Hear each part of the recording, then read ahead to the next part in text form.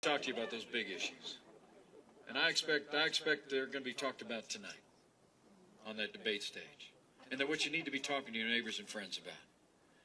Because while these issues go back and forth on all these different things, at the end of the day, this is about our national security. This is about our prosperity.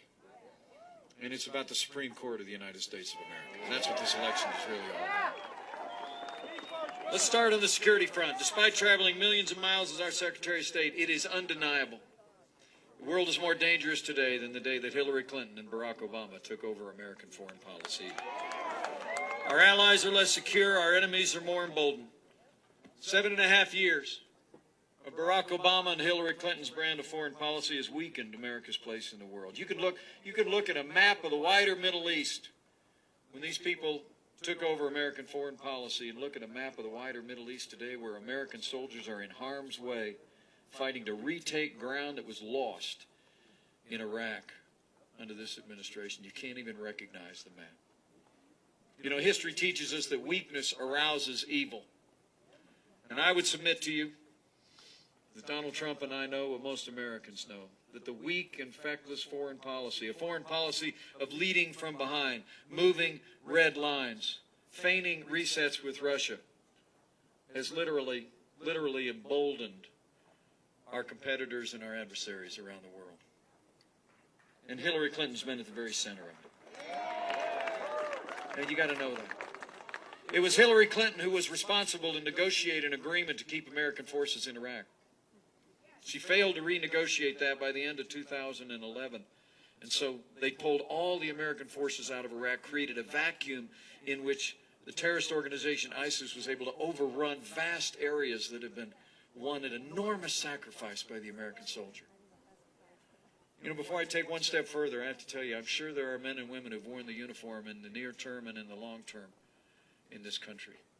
When I think of the sacrifices that our soldiers have made, whether it was in Iraq or Afghanistan or on every battlefield for America, would you all just raise your hand if you've worn the uniform, and let us thank you one more time for your service to this nation.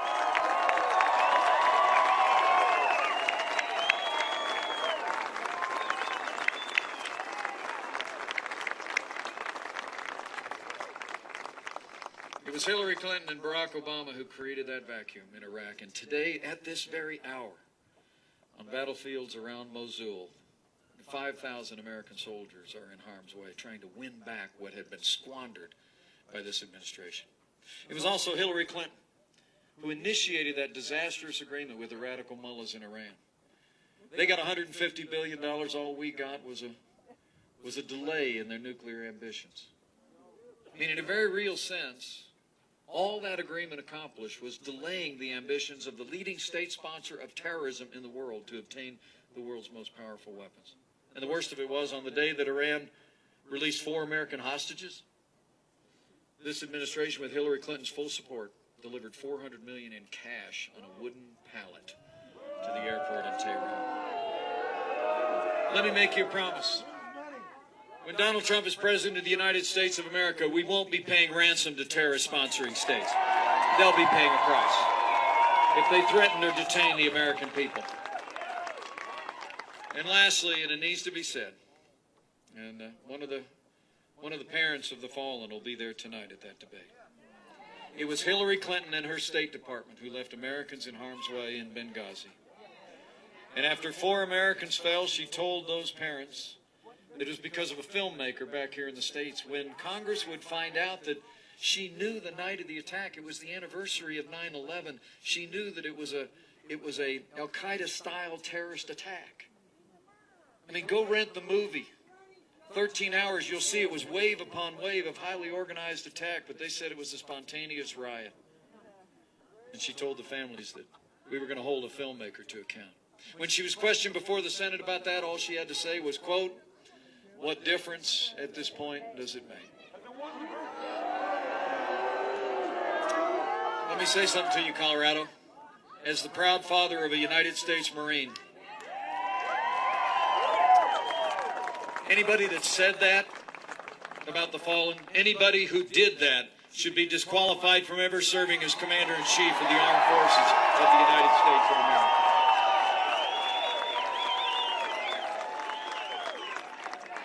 We cannot have 4 more years apologizing to our enemies and abandoning our friends.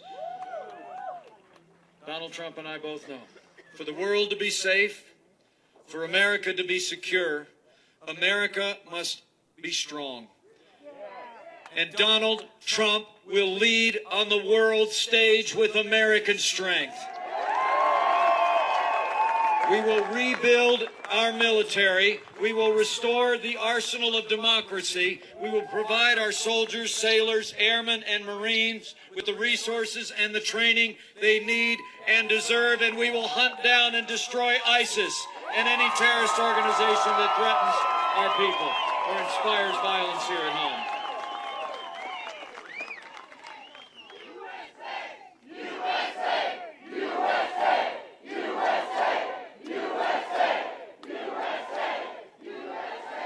You know, that kind of leadership is probably why more than 160 retired admirals and generals and more than 17 Medal of Honor winners have endorsed Donald Trump to be the next Commander-in-Chief of the Armed Forces of the United States. You know, it's not just about security abroad, but it's about safety here at home.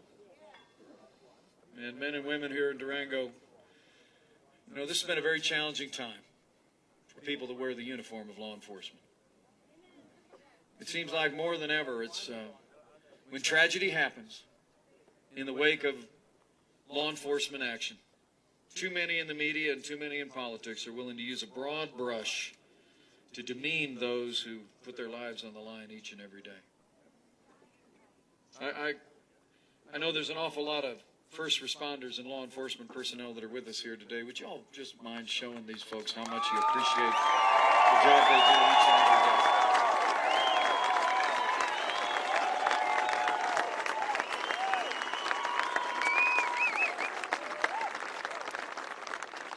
Let me make you a promise. When he becomes the chief law enforcement officer of the United States, President Donald Trump will support our law enforcement community at every level and provide the resources they need to protect our families and go home safe to theirs. And Donald Trump will restore law and order to every community and every city in the land. That's probably why the largest police officers union in America, 330,000 strong Fraternal Order of Police, endorsed Donald Trump to be the next president of the United States of America. So it's about security at home and abroad. Those are the big things this election's really all about. But it's also about prosperity. I don't know about the rest of you here in Colorado, but back in the Hoosier State, I can tell you, any progress we've made in the last 7.5 years has been in spite of what they've been doing in Washington, D.C., not because of it. I mean, we're in the midst of the weakest economic recovery since the Great Depression. Millions more Americans are living in poverty today than the day that Barack Obama took office in 2009. We have the lowest labor participation rate since the 1970s. Don't be deceived by that unemployment rate. It just bounced back up nationally. But the truth is, there's millions of Americans who've just given up on looking for work here in Colorado and all across the country. Hillary Clinton's plan? More of the same. Not just the same. More of the same. I mean, Barack Obama raises taxes, increased regulations, passes Obamacare, wages a war on American energy, and Hillary Clinton wants to add to all of it $1 trillion in tax increases, $2 trillion in spending, more regulation, more Obamacare, and more of the war on American energy that is stifling growth and stifling the American recovery. You know, they tell us this economy is the best that we can do. But I got a feeling you all know better. It's not the best we can do. It's just the best they can do. And when Donald Trump becomes president of the United States of America, we're going to get this economy moving again by putting common sense, conservative principles into practice and unleashing the boundless potential of the American economy. Because Donald Trump's got a plan. Hillary Clinton wants to raise taxes by $1 trillion. We're going to work with a newly re-elected Congress, House and the Senate. We're going to cut taxes across the board for working families, small businesses, and family farms and ranchers. We're going to get rid of death taxes once and for all.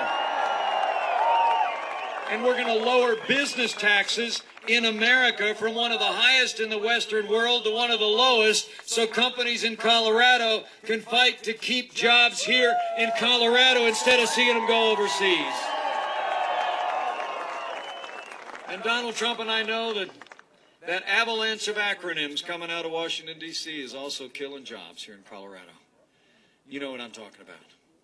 You got your EPA, you got your OSHA, you got your DOE, you got your A, B, C, D, E, F, G. So day one of the Trump-Pence administration, he's going to do what I did in Indiana. He's going to sign a moratorium on any new federal red tape, and we're going to repeal every single executive order signed by Barack Obama that's stifling jobs and growth in this economy. And when Donald Trump becomes negotiator in chief, you with me on this one? Yeah. Tell this little girl, that's not in the Constitution. Yet. When Donald Trump becomes negotiator in chief, we're going to renegotiate NAFTA. We're going to get out of this TPP deal entirely, and we're going to negotiate trade deals that put American jobs in the American economy first.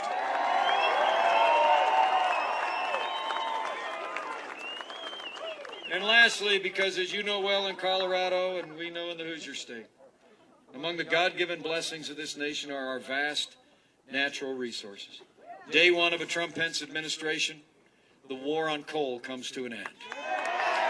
We're going to develop an all-of-the-above energy strategy. We're going to develop all the resources of this land to power a boundless American future.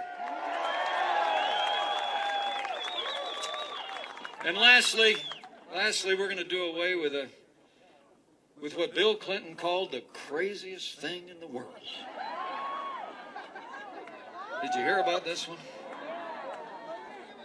I mean, we were fine. I was back in the Congress. I served 12 years in the Congress. I tell people if I only had 12 years left to live, I'd want to live it as a member of Congress, because that was the longest 12 years of my life.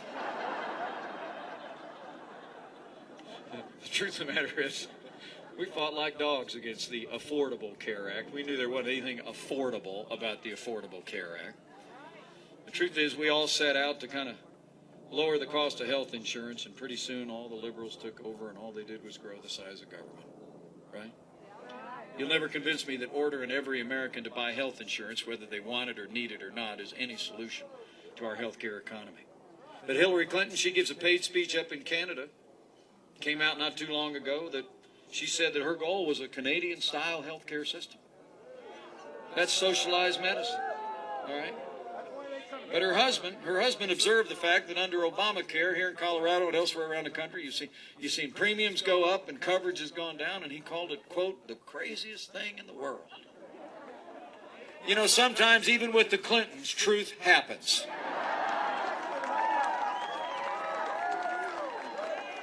So I'm going to tell you what, in addition to cutting taxes, rolling back red tape, releasing the boundless American economy, energy's reserves, and having trade deals that work for the American worker, we're going to repeal Obamacare, lock, stock, and barrel. And we're going to replace it not with the socialized medicine that Hillary wants to bring in from Canada. We're going to replace it with health care reform that focuses on lowering the cost of health insurance instead of growing the size of government. We're going to answer the health care needs of the American economy with free market principles and consumer choice. Not more government. That's the American way. So it's about security at home and abroad. It's about our prosperity. But also it's probably about one more thing. It has to do with the highest court in the land. You know, with the passing of the late and great Justice Antonin Scalia, literally the balance of the Supreme Court is on the ballot in this election.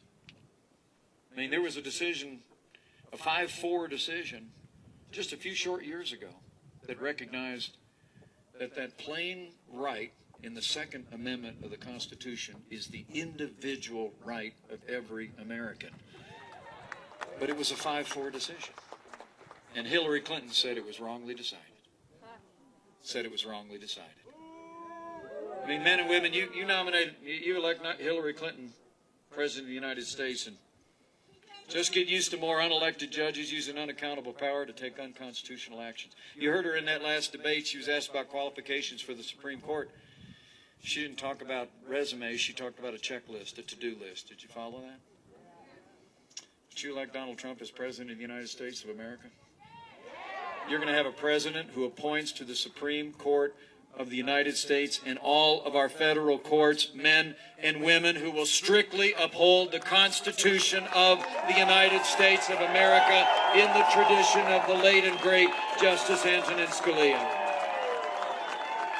So I want to say to you, for the sake of the rule of law, for the sake of the sanctity of life, for the sake of that Second Amendment to the Constitution of the United States, for the sake of all the God-given liberties that are enshrined in our founding documents, Colorado, we just got to decide here and now that the next president to make appointments to the Supreme Court of the United States will be President Donald Trump.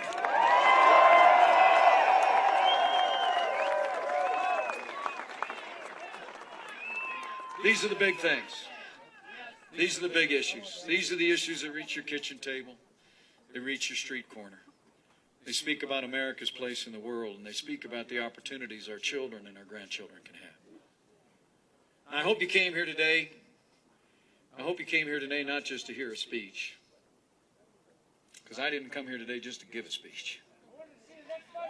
I hope you came here today. I hope you came here today to leave with a burden on your heart to go tell somebody. I mean, Colorado is going to play a leading role in the decision the American people will make. Make no mistake about it. And you got to go tell somebody. I started out by pointing out, it's a 2-on-1 fight out there every day. It really and truly is. But the reason why we see the momentum growing in this race, the reason why we see this movement continuing to move forward all across this country, I think is because the American people are talking to each other. And so I want you to go tell somebody. I want you to go tell somebody at worship, at work. I want you to tell them over a backyard fence. I want you to find a neighbor and a friend and tell them that this isn't one of those ordinary elections. I know this never happens in Colorado, but sometimes in Indiana. Sometimes in Indiana, there's not a dime's worth of difference between the two people running. That never happens here, right? It's not, right? I mean, seriously. Sometimes I've gone to elections in my life and say, well, if my candidate wins, it'll be this good. If the other person wins, it'll probably still be about that good, right? This isn't such a time, folks. This isn't really even a choice between left and right, or Republican or Democrat. To me, as Ronald Reagan said back in 1964, this is a choice between up and down. This is a choice between whether or not we're going to continue to go downhill to a weaker America on the world stage, to more cutbacks in the arsenal of democracy, emboldening our enemies, abandoning our friends, a weaker and more stifled American economy, walking farther away from our most cherished constitutional principles and ideals, or whether we're going to stop, plant our feet, turn around, and march back up the hill to a stronger America at home and abroad, a more prosperous America, an America that upholds and cherishes our highest constitutional ideal. That's what you got to go tell your neighbors and friends. It's that clear of a choice. And tell them, if you want that change, if you want to make America strong again, if you want to make America prosperous again, if you want to build it all on those highest constitutional ideals, tell your neighbors and friends you have but one choice. Tell them I told you that man is ready. This team is ready. This movement is ready. And now you got to go make sure Colorado is ready. And we're going to make Donald Trump the next president of the United States of America. That's how it's going to work. So I want you to tell somebody, but I want you to do two more things. Number one, I want you to get involved. You know, there's a truth is vigilance is the price of freedom. It's also the price of an honest democracy. I mean, the right to vote, the one person, one vote, and the integrity of the vote is the bedrock of the American democracy.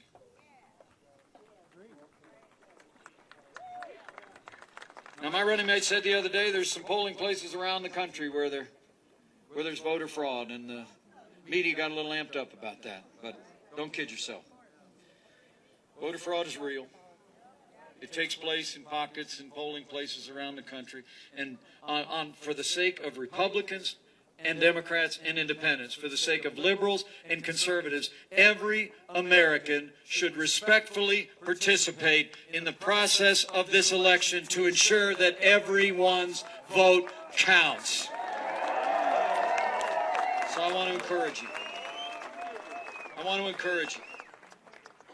That if you're here today at a rally and you've not yet volunteered to participate in the electoral process by respectfully being a poll watcher or a poll volunteer, I just encourage you to do it.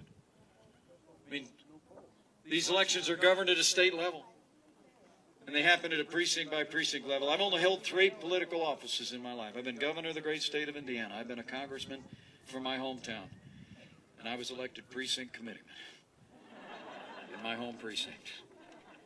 And honestly, the last one I mentioned is that's where democracy happens.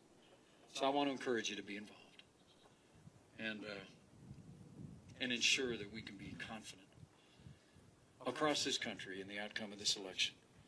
And when we count that last vote, we'll know the American people have spoken. So go get involved. And lastly, I would just say to you that in these challenging times, if you're inclined to do as the Pences do from time to time, to bow the head and bend the knee, good time to do it.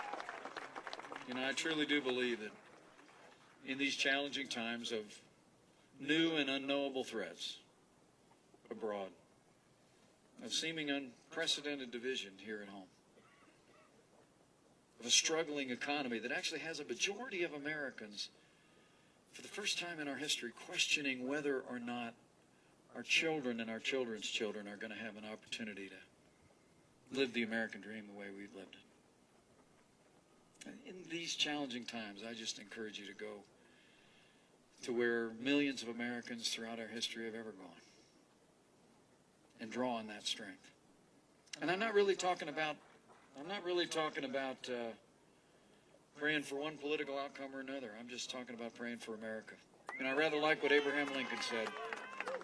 I like what Abraham Lincoln said. When he was asked if he thought God was on his side, he said, I think it's rather more appropriate to ask whether we're on God's side.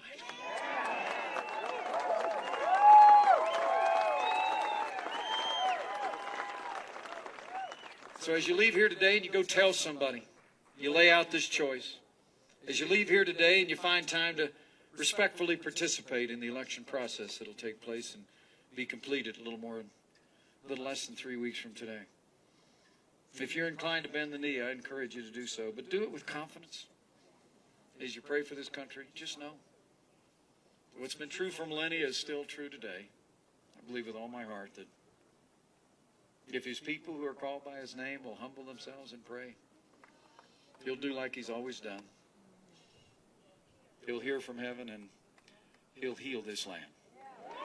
This one nation, under God, indivisible, with liberty and justice for all.